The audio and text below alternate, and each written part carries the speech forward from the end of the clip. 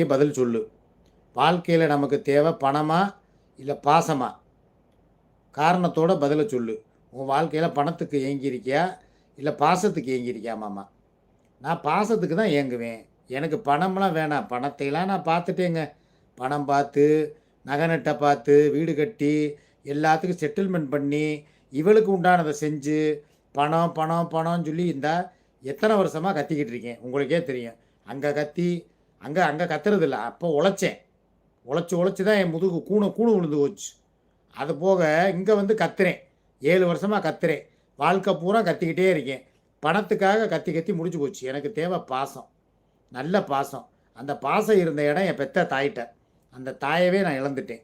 காசையே எதிர்பார்க்காது. எங்கள் அம்மா போனவுடனே என் மூஞ்சியே தான் பார்க்கும்.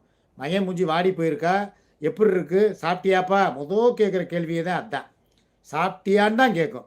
சோறு போட்டு தரவா, உட்கார், நான் சாப்பிட்டுட்டு வந்தேனே சொன்னா கூட, டே கொஞ்சோன்னு சாப்பிட்றா, ஏம்மா வேணாமா